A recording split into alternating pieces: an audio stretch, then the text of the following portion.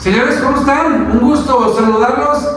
Estamos aquí hoy con invitadazos de lujo, como es nuestra costumbre, para hablar de una cosa en específico que a todos nos atañe por algún interés, pero sobre todo por el rojinegro, para hablar de este torneo, para algunos bueno, para muy pocos bueno, y para la mayoría no muy bueno, pero también lo vamos a desmenuzar por partes. Vamos a hablar de jugadores, vamos a hablar de directiva, vamos a hablar de Beñat y del equipo en general, pero no sin antes decirles quiénes son los que nos acompañan. Del lado izquierdo, a un lado de Mike, Julito Rangel, un tuitero de cepa, un tuitero puntilloso, que sabe decir las cosas y sobre todo escribirlas, que también es muy difícil. Julito, ¿cómo andas? ¿Qué tal? Buenas tardes. Todo bien aquí, a gusto. Agradecido por el espacio y la invitación aquí a platicar un poquito de esto que nos emociona tanto, que se las hace. Qué bueno, qué bueno. Bueno, como saben, mi hermano Mike,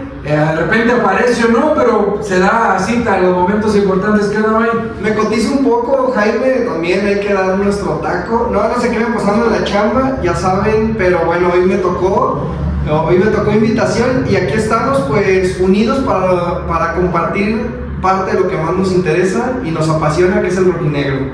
Así es, y a mi mano derecha, un periodista, o bueno, digámosle, empezamos como aficionado y se ha estado metiendo al campo del fútbol de hace tiempo para acá, al grado que podemos decir que es de la prensa futuro en Guadalajara y no nomás de Atlas, pero principalmente pues es aficionado al Atlas y convive en el día a día con el rojinegro. Mano Villaseñor, ¿qué onda, Mano? ¿Cómo andas? ¿Qué tal, mi querido Jaime, Mike y también Julito y a todos los que nos escuchan? Contento también de estar por acá, la primera vez en este espacio, y también les agradezco mucho la invitación y no muy contento con la realidad del Atlas, eso también tengo que ser sincero, ha sido un torneo bastante malo, pero ya iremos desmenuzando eso poco a poco.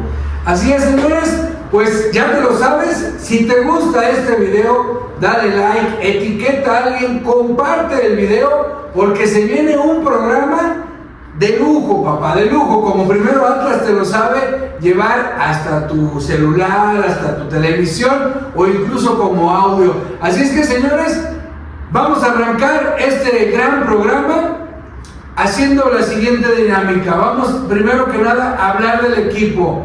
Les hago yo una pregunta y yo quiero ver sus puntos de vista, ¿les parece? Adelante. Va, vamos arrancando. En general sabemos que fue un torneo, pues no quisiera llamarlo desastroso, o a lo mejor con tintes desastrosos, pero al final fue un torneo donde podemos ver que se intentó experimentar, se intentó buscar opciones, pero a lo mejor tú no quieres intentar o buscar, pero hay un librito viejo del fútbol que te dice que sí, que no. Como decía el Paz Descanse Menotti, que decía, el refrigerador va en la cocina, el sillón va en la sala, o sea, y hemos visto que este torneo quisieron experimentar, y de eso quiero hablarles a ustedes en cuestión del equipo. ¿Qué sensaciones te deja, Julio, este torneo en específico del equipo en general? Yo vi como tal un equipo sin pies ni cabeza, más allá de todos estos inventos en los cuales centrales jugaron de laterales y volantes cambiados de banda, que veías algunas posiciones que si bien estaban cubiertas y no se aprovechaban. El tema de las expulsiones y de las lesiones fue un factor que, añadido a este tema de los malos planteamientos, el mal timing del técnico, la verdad que el técnico no me gustó en lo absoluto nada, me desesperó. Como decías, había momentos del partido y momentos muy básicos que están en el librito y no respetaba, entonces prácticamente yo sí me atrevo a llamarlo desastre porque pues sinceramente para mí fue lo que fue este torneo, un desastre. No le encontré sentido muy poco. La verdad que ni los cambios, ni los planteamientos, ni el manejo del partido, nada, la verdad no rescato Un poco. Es más, si me pongo a pensar ahorita en qué rescato, aparte de Camilo Vargas y tú, Mike, ¿qué sensaciones? Aunque sabemos que cada quien desde su trinchera, unos vamos al estadio, otros no se puede, en fin, pero siempre estamos al pendiente.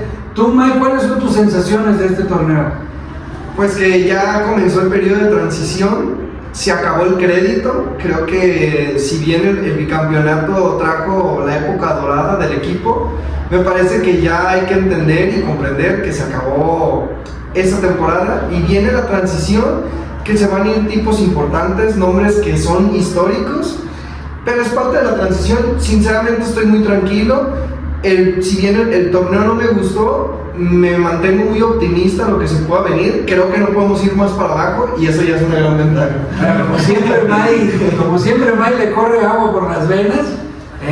Muy optimista. Manda, tú que viviste con el rojinegro, de que vas a las conferencias, de que vas a la Academia AGA e incluso intimas un poco más que un aficionado, ¿cuáles son tus sensaciones de este torneo?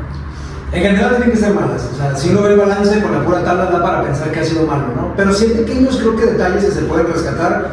El tema, y no sé si al final termina por ser un pretexto o no, pero el tema de jugar con cantera, que creo que es uno de los pocos puntos buenos que se pueda rescatar, ¿no? Hubo más oportunidad que en los procesos anteriores, últimos 2 o 3 años incluso, ¿no? Pero a veces también pienso que es como la única opción que te quedaba cuando el torneo ya estaba tirado a la basura. Que ese también es un problema, porque creo que el canterano no debe jugar bajo esas circunstancias, debe estar arropado para que realmente pueda brillar. Definitivamente con Beñat creo que mi molestia mayor tiene que ver, y creo que tiene que ver con las conferencias en sí mismas, porque no me gustó para nada lo que dijo después del clásico tapatío, el no aceptar las culpas, el no tener autocrítica. Dentro de la cancha creo que desde el inicio había cosas interesantes en su funcionamiento, en su planteamiento estratégico. La defensa, la línea de 3, de poner a Gadi, creo que sí tenía un porqué. Pero poco a poco algunos equipos iban desnudando esas carencias y tenías que entonces, no sé si improvisar o trabajar nuevos conceptos y variantes para poder cubrirte de los equipos que ya sabían a qué jugabas. Y creo que eso no sucedió, ese fue también uno de los grandes problemas. Falta de contundencia del equipo también, creo que también los jugadores son en gran medida responsables de que Atlas esté así, y la directiva también. Porque hay algo que yo no he entendido en todo este proceso, el por qué el cambio de estilo de juego. Siempre han dicho, y lo dijeron por ahí Pepe Riestra, lo dijera también por ahí Aldo Rocha, que ellos querían un estilo de juego más protagónico. Pero yo pregunto, ¿para qué? ¿Por qué quería ser más protagonista? Si históricamente Atlas, nominalmente Atlas, no ha sido protagonista, con la excepción de la generación del 99. No me cuadra y no me termina todavía de hacer sentido eso, y que hay muchos jugadores que no se adaptan al estilo de juego de Beñat. Entonces creo que esa transición ha sido demasiado dolorosa porque no se sabe el rumbo, no se sabe a dónde va Atlas. De hecho, la siguiente pregunta va enfocada a eso, porque, bueno, pues ustedes saben que estamos en redes y le damos siempre un repasón a todas las redes y lo que tú quieras, pero hay mucho comentario, y te digo que lo dejé como una pregunta, que es tan difícil, Julio, es tan difícil quitarle a un futbolista la idea de un sistema para ponerle a otro. Digo, voy a poner un ejemplo a lo mejor muy burdo, pero es como si agarras un carro estándar, un bocho, y después agarras un Tsuru.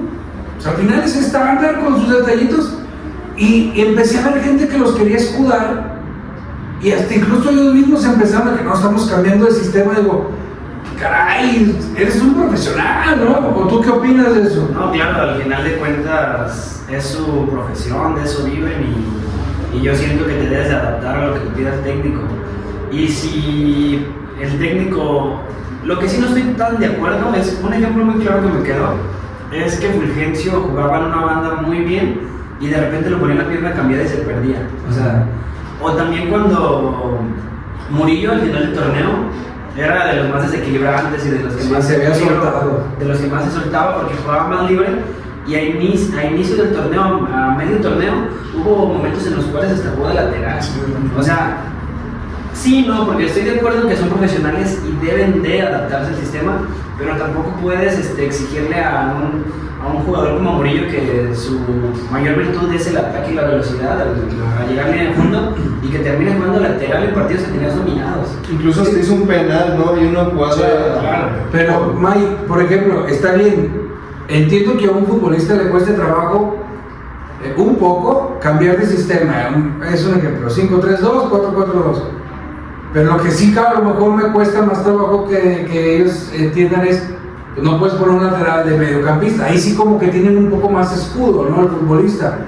Pero una alineación que la pregunta va, ¿por qué les es tan difícil de cambiar el chip? Porque estamos hablando del bicampeonato de Diego Coca, a hoy no hay una identidad, ¿eh? O sea, de cuando se fue Coca a hoy, futbolísticamente, no hay una identidad. Entonces digo, pues ¿cuántos nos faltan, Mike, para agarrar nuestra identidad, Julio? A ver, yo quiero reforzar el buen comentario desde mi punto de vista de Manu, que es, y lo mencioné en programas pasados, el daño que le hizo la generación dorada al Atlas, porque un tramo de tiempo donde se jugó muy bien. Parece que Atlas ha sido así durante toda la vida, pero realmente nuestra liga, y siendo sinceros, nuestra liga es el Puebla, nuestra liga son equipos donde no tenemos grandes jugadores y tenemos que jugar a nuestras posibilidades. Si bien Jaime, tú dices que teníamos un sistema donde los jugadores jugaban hasta cierto punto defensivos, sólidos en defensa, y les funcionó por un bicampeonato, y luego te llega un técnico que te dice que va a jugar ofensivo, que va a ser muy dinámico y te va a jugar ofensivo, y pues cuando tú ya tuviste algo que probó y que te dio un bicampeonato también es difícil, no es tanto como manejar, yo difiero de eso, y además pues para mí sería resaltar las virtudes que Atlas es un equipo más modesto y reforzar y empezar sólidos abajo para poder atacar y ofrecer algo más y bajarle el dinamismo, que es algo que siento que se buscó mucho este torneo y se fracasó. ¿Tú qué opinas, mano? ¿Es muy difícil cambiarles el chip del sistema o por qué mencionan que les cuesta tanto? Yo creo que sí es complicado. Yo creo que haciendo uso de la analogía también podría, más que manejar un carro estándar, sería 3 o 4 personas con oficios distintos. Podríamos comparar a un albañil y a un cocinero. Pídele que cocine al albañil quizás un platillo gourmet y pídele que construya, no te digo una casa, pero que ponga un muro de ladrillos al cocinero. Lo podrá hacer quizás, pero no con la misma calidad, y creo que ahí es donde radica la diferencia. Por ejemplo, más allá de la formación, como lo dices, si se juega con un 4-3-3, si se cambia línea de 5, creo que no va tanto por ahí, creo que va con las funciones de los futbolistas. Para mí el ejemplo más claro de dificultad ha sido Nervo. Nervo estaba más acostumbrado a hacer en defensa que línea de 5, que reventaba, que se metía entre los otros dos centrales, que quedaba como último, y a defender sobre todo dentro del área. Saliendo eran pases cortos y no arriesgados, eran pases seguros los que tenía que hacer porque siempre tenía un central abierto. Pero en estos otros sistemas, Nervo es el encargado de salir por la banda con Rivaldo Lozano o con Fulgencio, que ya vienen presionados, está jugando a perfil cambiado en lo zurdo. Entonces creo que si a un jugador que técnicamente, porque con la pelota Nervo creo que es limitado, si técnicamente eres limitado y todavía lo pones a hacer funciones que no están como parte de su abanico de opciones, creo que tú mismo, ¿no?, te estás dañando en cuanto al sistema, en cuanto a los resultados. Mucho se dijo que Atlas pretendía traer un central zurdo para esta temporada y no se logró. Después también ahí Pepe Riestra argumentaba que porque no pudieron acomodar extranjeros, no pudieron darle salida. Yo creo que ha habido demasiados errores, pero en el sentido del estilo de juego me llama mucho la atención el cambio, porque los jugadores no han puesto resistencia, no lo noto así. Creo que tiene que ver con un tema de capacidad, con un tema de virtudes, y que en ese sentido las virtudes, Jordi Caicedo es buenísimo para jugar al espacio, pero este equipo no juega así. Pero vuelves a lo mismo, ¿no? Lo que les decía el Flaco Menotti. El refrigerador va en la cocina. Bueno, si estás viendo que Nervo, si tú no quieres poner a Nervo para que salga jugando con Rivaldo y que de primera intención, pero si estás viendo que es un tipo que no tiene la técnica, o una de dos, o cambias tu sistema, o pones un chamaco de las fuerzas básicas, o juégame de central, porque este es mi sistema y quiero que se respete al 100%, ¿no? Y lo peor de todo, que Nervo es un jugador que ya estaba y antes de Coca ya sufría de lo mismo. Sí. En la transición de Boy, cuando vino Cufré, cuando vino Gerardo Espinosa y que se intentó hacer como que un cambio, cuando Jairo Torres terminaba de contención de lateral, que también hubo algo muy parecido a lo que este torneo vivimos. Ya tenían un sistema que hacía muchos puntos y de repente con el profe Cruz y Tomás Boy, y este torneo me recordó tanto a eso porque era un desastre y no se sabían, el equipo no se veía cómodo, ni los jugadores, ni el DT, la directiva no sabía qué decir, las conferencias de prensa incluso eran un desastre. Entonces, al final de cuentas, el balance pues es muy malo. Negativo. Y a ver, ahora yo les pregunto, como equipo, sabemos que también el alma de un equipo se basa en los líderes. Que un líder o acompañado con otros líderes, en este caso, pues Vargas, Nervo, Rocha, supongo Santa María, que pudiera considerarse líder, y el Hueso. Bueno, pues entre ellos, lo que yo siempre decía, o hay subgrupos dentro del equipo, o a poco entre ellos no pueden decir, cabrón, tú le estás entendiendo al profe, no.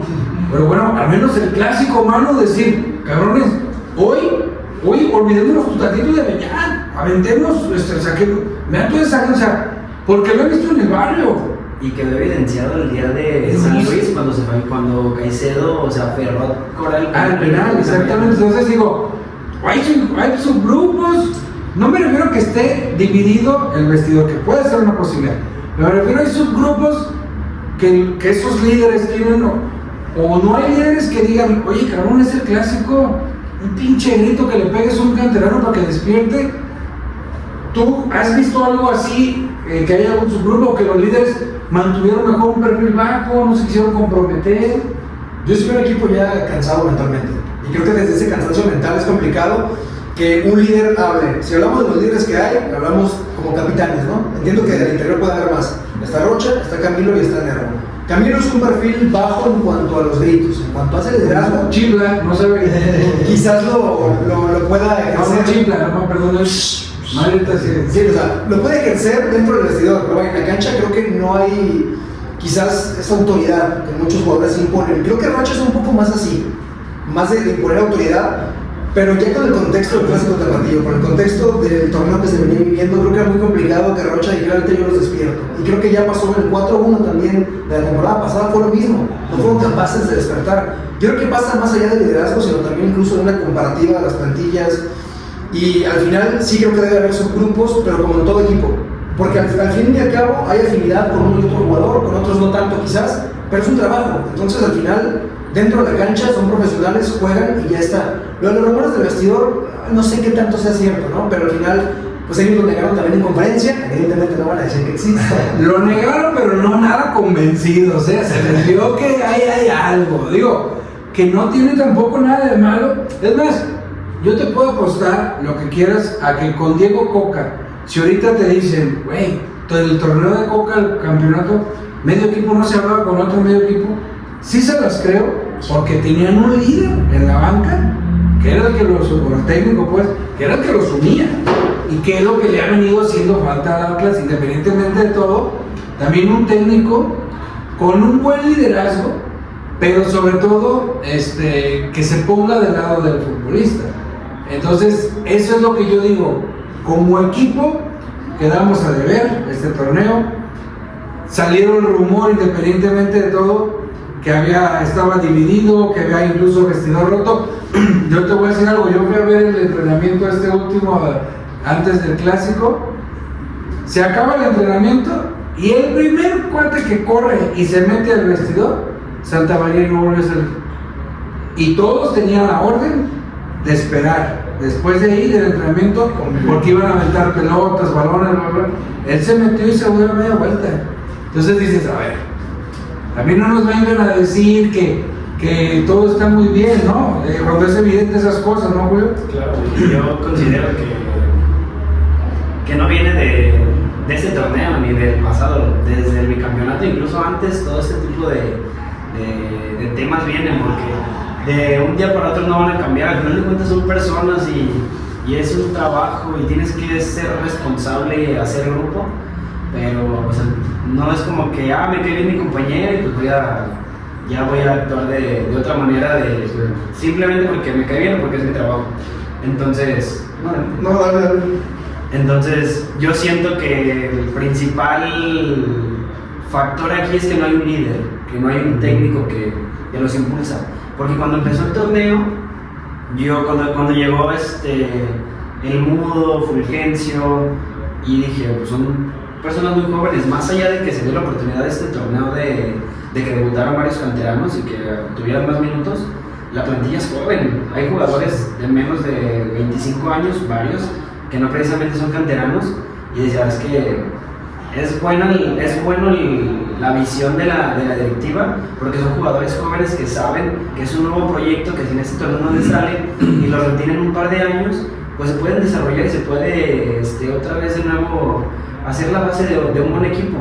Pero al no tener jugadores de experiencia que complementen y no tener principalmente un buen técnico que los mentalice, porque por ejemplo, el Mudo inició con su racha goleadora. Desde el tema de Cruz Azul, que no lo aceptó y que llegó y que le metió gol a Cruz Azul. Fulgencio llegó y empezó a meter asistencias y a desbordar. Pero el tema es que no se concentran, ¿cómo te puedo decir? Se contagiaron de ese cansancio mental que se viene arrastrando, como bien lo mencionaba Manu, y se fueron diluyendo. Entonces, con el paso del tiempo, Fulgencio empezó a hacer banca, el Mudo entre las lesiones, entre otros factores, se empezó a diluir y pues el equipo se empezó a diluir también. Pero sí hubo cosas rescatables que al final de cuentas, desde la primera pregunta que me hiciste, para mí el principal responsable es los líderes y Beñat que no supo motivar o saber llevar todo esto. ¿Tú ibas a decir algo, Mike? Pues, que ya está muy... Creo que es más fácil empezar a cortar flores que intentarlas regar cuando ya están marchitas.